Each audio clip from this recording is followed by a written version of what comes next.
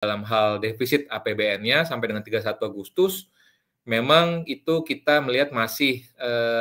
manageable ya, masih manageable, tapi kalau kita bandingkan dengan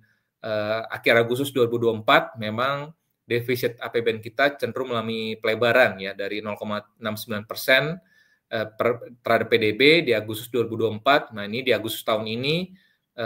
Kementerian Keuangan mencatat 1,35% terhadap PDB. Jadi memang ada terjadi pelebaran defisit di sana karena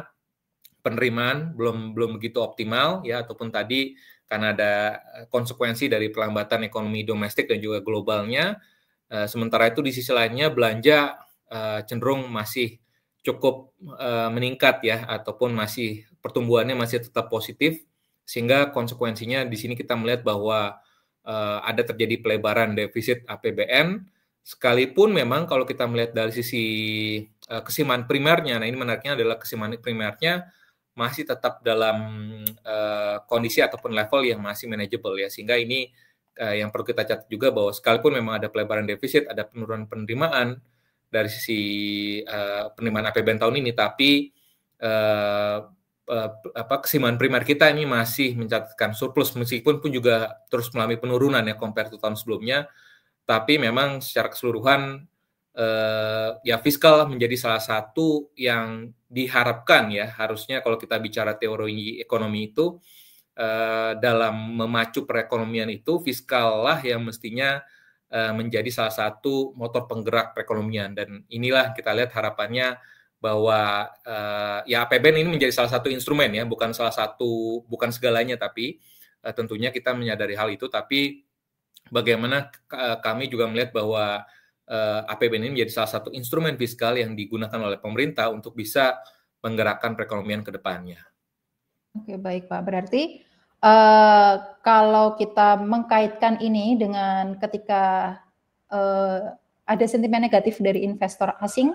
saat kita ada perubahan Menteri Ekonomi yang baru dengan kondisi APBN yang terbaru saat ini, apakah memang sentimen negatif ini hanya kepanikan sementara dan menunjukkan bahwa sebenarnya fundamental Indonesia masih manageable ini masih bagus, atau gimana nih Pak? Atau apakah memang ada risiko-risiko yang perlu kita lihat juga nih dari kondisi makroekonomi Indonesia yang membuat net sell mungkin sangat besar ketika 3 hari pergantian tersebut, dan dari year to date juga investor asing lumayan masih sampai sekarang masih ada net sell 50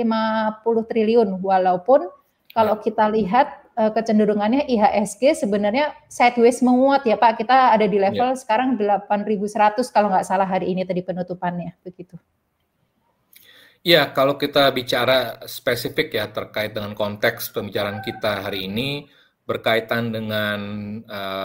profil dari Menteri Keuangan, tentu investor pun juga pastinya masih mempelajari ya terkait dengan ataupun masih melihat bagaimana dalam hal profil Menteri Keuangan yang baru, dalam hal ini Pak Yudi, Pak Purbaya, dengan Ibu Sri Mulyani ya, Menteri Keuangan sebelumnya. Dan memang ada beberapa karakteristik ataupun mazhab yang mungkin sedikit berbeda ya dalam hal dalam hal mungkin yang di beberapa media sudah kita baca juga dalam hal bagaimana stance kebijakan fiskal, yang dimana kita tahu bahwa Menteri Keuangan sebelumnya Ibu Sri Mulyani dikenal cenderung berhati-hati dalam menjalankan ataupun mengimplementasikan kebijakan fiskalnya, sehingga memang ini terbukti bahwa misalkan kalau kita lihat pada saat kita menghadapi pandemi, pemerintah itu diberikan kelonggaran ya dari 2020 sampai dengan kalau saya tidak salah 2023 itu pemerintah diberikan kelonggaran itu fiskal defisitnya dibolehkan dilonggarkan di atas 6% terhadap PDB. Namun setahun sebelum fleksibilitas itu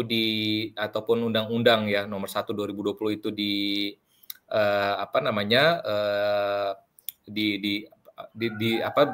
diselesaikan, artinya kalau kita bicara sebelum waktunya itu pemerintah berhasil ya mengembalikan kembali disiplin fiskalnya itu kembali di bawah 3%. ya itu menunjukkan kembali lagi bagaimana kalau saya tidak salah 2022 ya itu pemerintah ya memang itu juga karena ditopang juga oleh commodity boom ya karena ada perang Rusia Ukraine. Namun di luar itu pun juga kalau kita melihat dalam hal profil dari Ibu Sri Mulyani sebelumnya ya beliau memang adalah dipandang oleh lembaga internasional dan juga investor, khususnya investor asing, ini adalah profil Menteri Keuangan yang cukup prudent dalam menjaga fiskal dan menjaga APBN. Sehingga disiplin fiskal ini adalah diindikasikan dengan defisit fiskal itu pemerintah terus dijaga di bawah 3% terhadap PDB. Ya. Nah, kalau kita kembali kepada profil Menteri Keuangan yang baru, Pak Purbaya, Pak Yudi ini, tentunya kita melihat beberapa gebrakan ya di hari-hari pertama beliau sendiri pada saat di dalam RDP di Komisi 11 ya, yang menariknya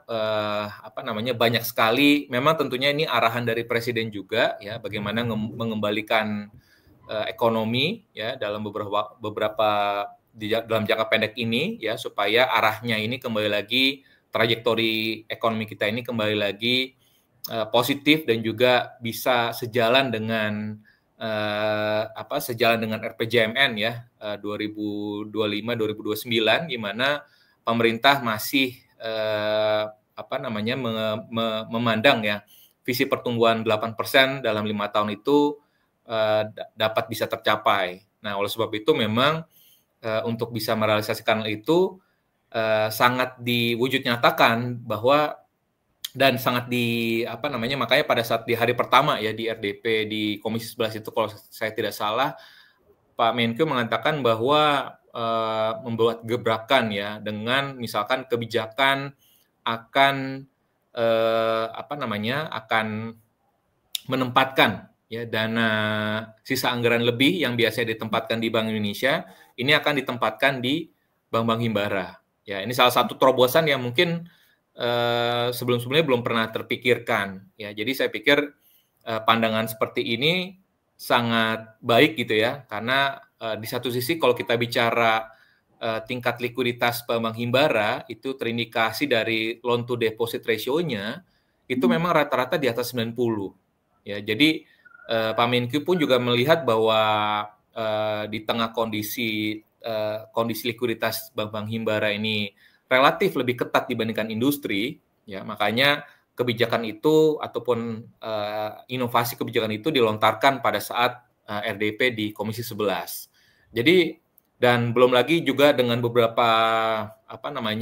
statement beliau ya yang terkait dengan bagaimana pendekatan penerimaan perpajakan. Kemarin juga sudah disampaikan bahwa